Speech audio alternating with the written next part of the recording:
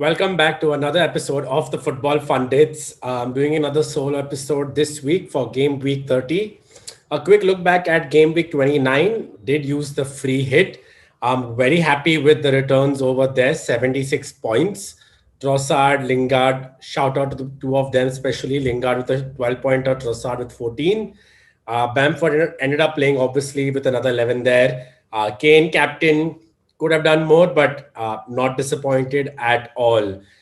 Got me back into the top 3K around. I'm around 2,500 right now. I still have my wild card in check, and I also have the triple captainship left to play.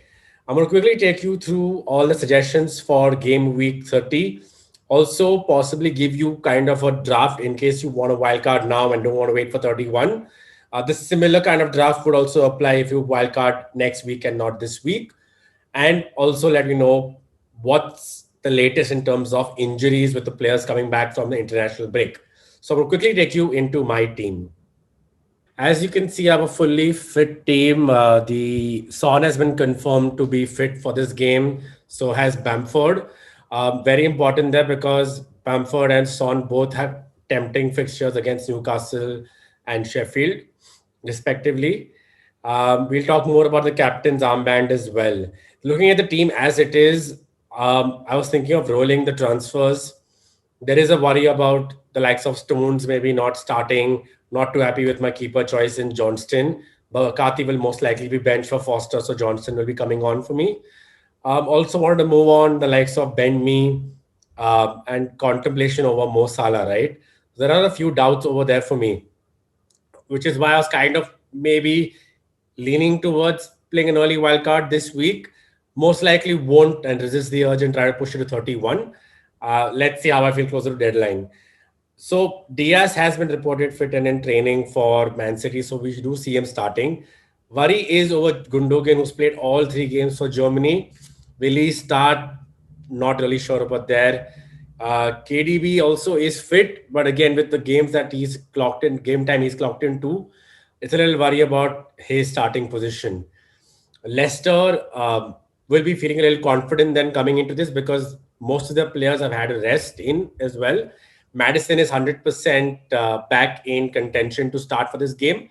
Not 100% fitness per se, but in contention to start this game, which will be a boost for them, especially for Vardy owners who hung on to him so far. Now, the moves I could see myself making are, obviously number one, just rolling the transfer. But I see myself kind of using the wild card, so I'm thinking just save rolling those two free transfers might not really be what I'm looking for. In case I decide not to wildcard this week or the next week, then if I roll the two transfers, I would just go on with Stones, Diaz both in my side. Ben Me will be my cover, the only player who I see starting there, so that's a worry. Apart from that, let's say I do make changes. What would I be looking at most likely? I think I want to get in KDB into this team now for the run in. So I'm going to quickly take you through what transfers I could be make. As you can see, I have nothing left in the bank right now. I would then possibly consider. So I have to fix the keeper situation, right? But if I can just wildcard next week, take a keeper hit one more week and just roll with the punches over there. I can make simple moves. Bend me someone I'm not comfortable with. Rudiger could come in for me at 4.7 there. Can just show that to you. And this is not just to fit in players who fit in the budget. This is to basically take players who will be there for the close-in, right? As you see, they play Chelsea's fixtures are West Brom home, Crystal Palace away, Brighton home, West Ham away, Fulham home. City, Arsenal, Leicester are a bit tough towards the end, but I think till game week 34, they are quite a good run. You can kind of maybe back on Rudiger over there, or the likes of Mendy as keeper. If you're wildcarding, and I'll come to that in a little when I look at the wildcard option, Mendy would be a good solid keeper shout out at 5.2. If not that, I can also just I can stick with Rudiger and then simply move Gundogan on to Jesse Lingard. Now I will take you through West Ham's fixtures before I do that. Lingard at 6.2 right now. They play Wolves, Leicester home, Newcastle away, Chelsea home, Burnley away. Mixed bag of fixtures, but a good run. You can keep the players in. If you had to pick between, I think Lingard and Suchek, Suchek was looking threatening against Arsenal, but I think Lingard is the one creating the chances for Antonio as well. So maybe I would get in Lingard into my side. If money is of really good value to you and you want to look at the other players getting in other players and upgrading your bench players, then Suchek in your squad again is a safe bet. And if you have Suchek, just leave it as it is and maybe go ahead with Antonio up top. Should be enough cover as per for your West Ham players. Now, the other way I look at this is, let's say, don't get in Rudiger. I leave it as it is. I don't take out Gundogan as well. I could also look at taking out Salah and getting in the likes of Jota. Now, Liverpool have one of the best, I think, run-ins in terms of fixtures, right? They just have Arsenal United as a two tough fixtures tech per se. They have Villa, Leeds, Newcastle, Southampton, West Brom, Burnley, Palace. You see them getting goals in all of them. They seem to have hit their stride just about in the before the international break. Salah, the worrying factor with him is, why are we considering getting Salah out? He's blanked in his last 5 games. He's just gotten, I think, 4 goals in his last 10. So it is a bit of a worry. Jota at 6.7 is just a very, very tempting option again, right? And the reason why I would do something like that is to free up funds for Kevin De Bruyne. So I would then take out the likes of Mo Salah and get in KDBs. That's what that would look like. Just to show you visually with the money in the bank and everything. KDB is at 11.9 right now.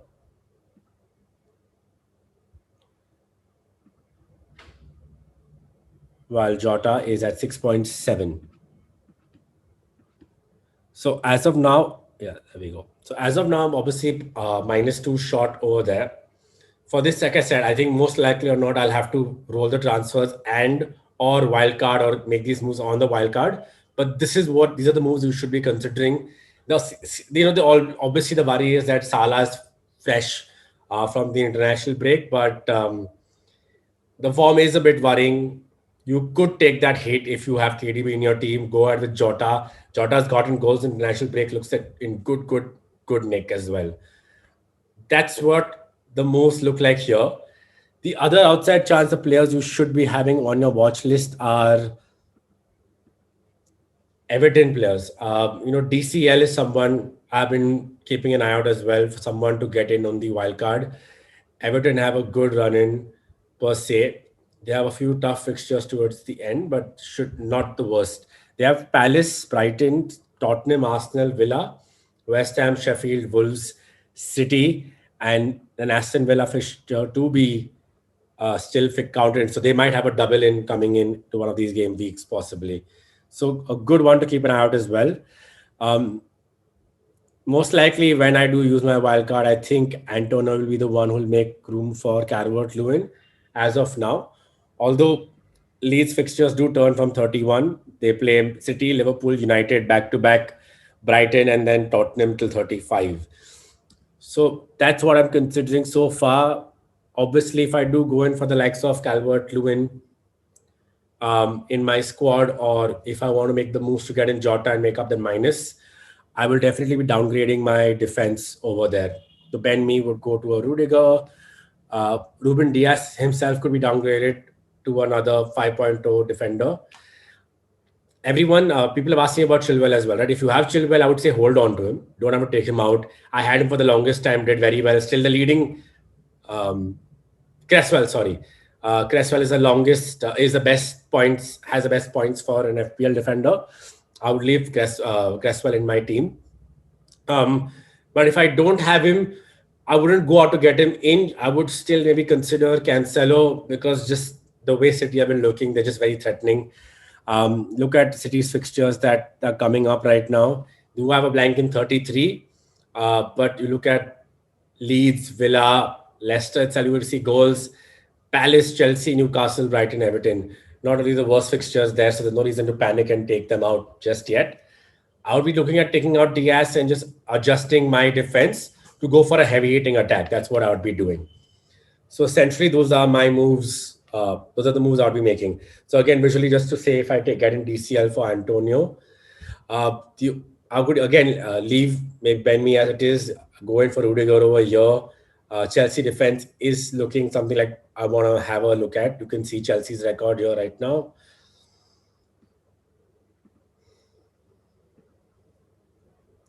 So Chelsea basically have kept a clean sheet in, I think, 4 of the last 5 games. Before that, they've kept, I think, clean sheet in about 8 of the last 10 or 7 of the last 10 games.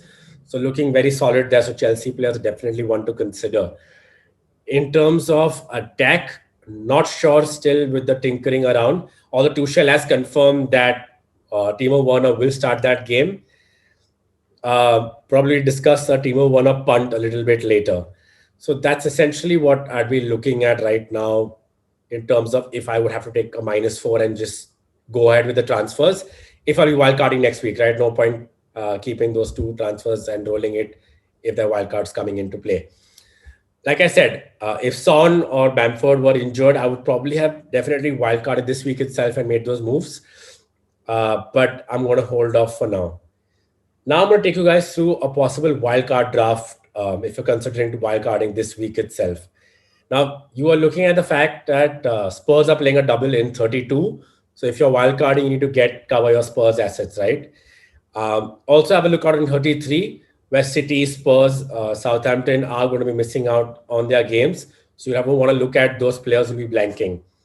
Now, I already have Kane, Son, Gundogan, Stones, and Ruben Diaz as of now. So I have possibly 5 players who would be missing out in game week 33.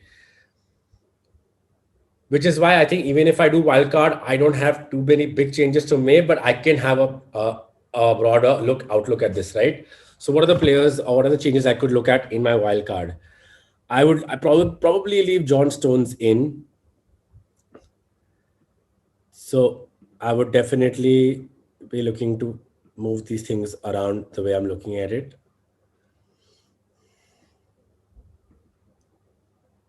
This is a hypothetical what if I wildcard, right?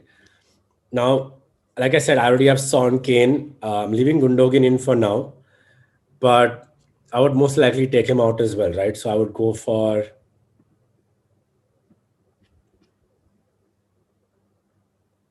KDB there.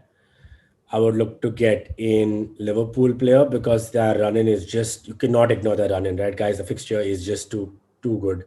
The fixture list is just too good to ignore. You could also throw in Mane for a shout out. Won't be a bad punt. It comes to the strikers department. I'm going to look at getting in DCL. So essentially, I'm going to end up ending the season the same way we started. Kane and DCL right over there. Like I said, look at Everton's fixtures: Palace, Brighton, Spurs, Arsenal, Villa, West Ham. Not the worst fixtures, plus one more extra fixture to be rescheduled, right? In the goalkeeping department, I will be looking at getting in Mendy as of now. Looking at Martinez and Aston Villa's defense fixtures again: 31 Liverpool, 32 City, 33, 34 are tempting with West Brom, Everton, but then they have United, Palace, Tottenham, Chelsea, Everton. Might want to stay clear of those fixtures. Obviously, he's proven us wrong so far, but you have a good option in Mendy. And again, 2.2 in the bank if you have neither of these players, right? So that's very valuable money in the bank. In terms of a backup goalkeeper, I'm not thinking too much about it. I'll go for a non-playing keeper.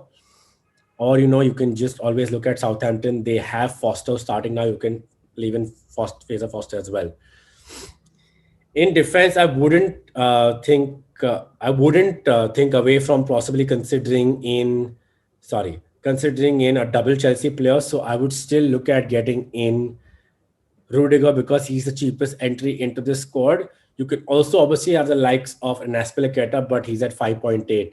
He's someone you can consider getting in if you don't have a wild card in handy. You could move maybe Diaz to an Azpilicueta as well if you are looking to make a slightly differentialish move.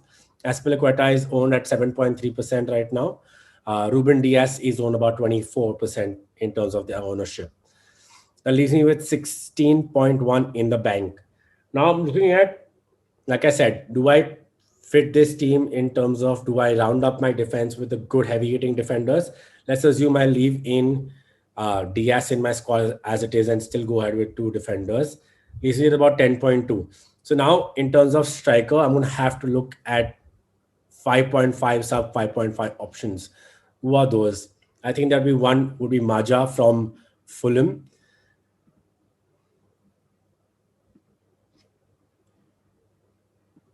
So I've Decordova, Reed, I have Benteke. Now Crystal Palace have a blank in game week 32. They don't play a game there. Everton, Chelsea, Leicester, City, Sheffield. Again, not the most tempting fixtures there. Danny Welbeck. Brighton have been looking good. Welbeck's looking sharp. He's got a goal assist in his last two games. Could be a decent shout out as well. You have Callum Robinson, who's actually not started the last few games for West Brom. You could look at Diagne there if you're looking at a West Brom, but I wouldn't. I would steer clear of that as well. You only have the options, like I say, of Maja, according to me, Mitrovic maybe if he starts, or Danny Welbeck. I'm going to just go with Danny Welbeck for now. So that leaves me room with just one defender with 4.7. In that case, you have the likes of your Fulham players. You can look at Anderson, INR 4.6, 4.5, or even Sufal. If you don't have the likes of Cresswell, is a good shout out over there. Like I said, decent fixtures: Fulham, Leicester, Newcastle, Chelsea, Everton are a bit tough. Burnley, Brighton, West Brom there. Sufal could come in there as well. Um, on the other way, if you're looking at this, like, as you can see, I have five players who won't be featured in game with 33 if I wildcard before. So that is a bit of a worry. In that case, I could leave Stones in my side. I would take out Diaz. I could then just get in Aaron Cresswell over there as well. Good solid option.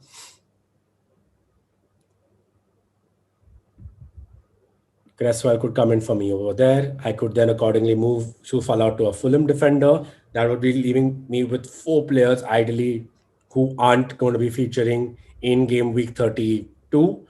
I'm pretty much okay with that. Three on my bench, one player I could move around for a week with just a free transfer. I'm looking to hopefully make it work for me or over there. I would also probably move out the likes of Jones to a Smith Rowe because Smith Rowe has more chances of starting there. I'm just going to do that for you just to iron out all the possible changes that we could be making. Smith Rowe has a yellow mark on him right now, but he is in training along with the likes of Saka, so they should be able to start over there. I do see myself with having enough players to start with game week 33.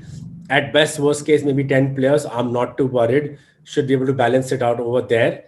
This is what I see as a decent wildcard squad that you could come up with if you want, keeping in mind players who are blanking in game week 33. The reason why, as you can see, I'm a little wary about this wildcard still is the fact with the City assets, there's always so much uncertainty, right? Pep saying that he's going to rotate players. They can't keep playing games every 3 days for 11 months straight. So you worry about the rest. He'll get the likes of KDB, Gundogan, Stones even. Laporte will come in because he's been fit now. As Champions League is also priority for them with the lead that they have currently in the Premier League itself. So you could see a few more changes to this draft, but this is what I have so far. This is the best draft I can give you right now. This is something you should be looking at, or these are the players you should be looking at. Players have not put in here who you could definitely still leave in your team. Rafinha, you can still hold on to, could get returns against the big sides as well. You could also move out Stones even, and maybe go for a double Chelsea defense if you don't want to go for Mendy and you want to stick to Martinez instead. Outside players, you can consider getting in Grealish back when Grealish is fit, or at least should be fit right now. Aston Villa seem to be a better team with him in it, obviously. You also then consider the likes of Luke Shaw. Yes, United haven't been doing too badly themselves. I'm just pulling up Luke Shaw there. He's a player you could consider. Relatively budget friendly, still at 5.2. Fixtures coming up are Brighton, Tottenham, Burnley, Leeds, Liverpool, Villa, Leicester, Fulham, and Wolves. A slight mixed bag of fixtures there, but you do see them, Luke Shaw, doing more than you've seen him doing in the past. So he's a good shout out there as well. Could come in for the likes of Cresswell, would give you more room up front to slightly put into your defenders, to put into your midfield or into your attacking option, right? For example, if I would take out, let's say, Cresswell here, get in Luke Shaw instead, leave me point. I could get in the likes of Watkins in this much, could hold on to the likes of Bamford, or you could get in the likes of even Diagne, West Brom, keep in players' money there, and just go out with a solid five midfield. That was the wildcard team. We'll quickly take you through the captain option, right? There's not much in terms of captaincy. Harry Kane seems to be the definite number one option for captaincy this week. Has got a goal in international break as well. Hopefully, he'll hit form. Son is back fit, so that should work in his favor as well. Spurs playing Newcastle. Newcastle, yes, will be looking to get something in this. Could be a scrappy game, 1-0, 2-0, only to Spurs, or maybe just a 1-0 to Spurs. Uh, but if you see Newcastle getting a goal and you do see Spurs going for it as well, so I wouldn't look beyond Harry Kane, maybe just Son over there. Looking away from this fixture, Sheffield, Leeds versus Sheffield is the second best option, obviously. Rafinha or Bamford, since they're both fit. Sheffield are just not looking good.